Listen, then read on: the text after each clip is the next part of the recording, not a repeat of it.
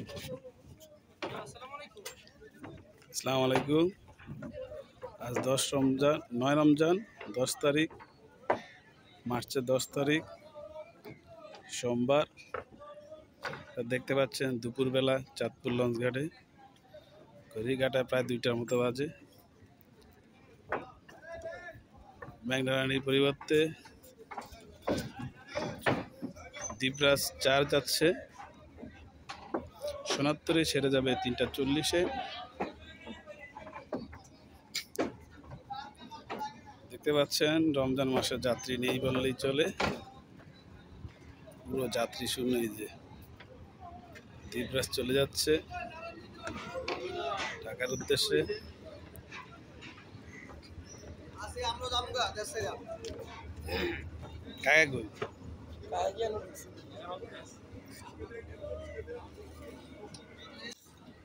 দেখতে পাচ্ছেন সোনারতরী দাঁড়িয়ে আছে, দ্বীপরাজ চলে যাচ্ছে।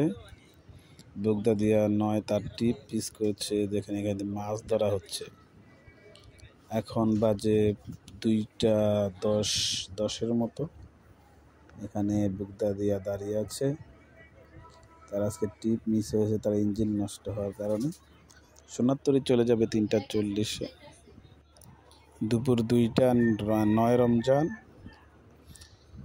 দ্বীপরাজ চলে গেল মেঘনারানীর পরিবর্তে। এই যে এখানে দেখতে পাচ্ছেন ছোট ছোট লঞ্চগুলি নারায়ণগঞ্জ থেকে চাঁদপুর উদ্দেশ্যে চলে। এই লঞ্চটি এখন ছেড়ে যাবে নারায়ণগঞ্জের উদ্দেশ্যে।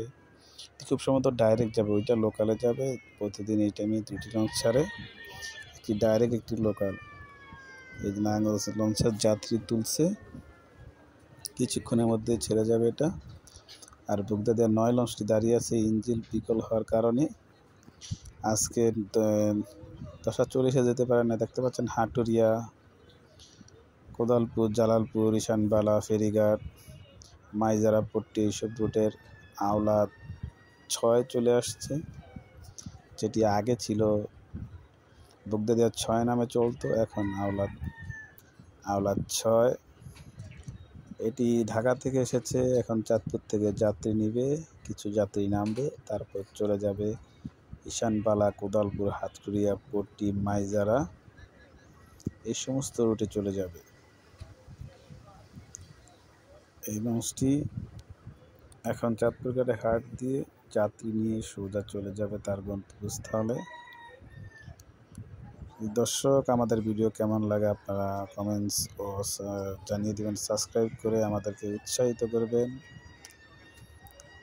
আজকের মতো এতটুকুই। সবাই ভালো থাকবেন। আসসালামু আলাইকুম।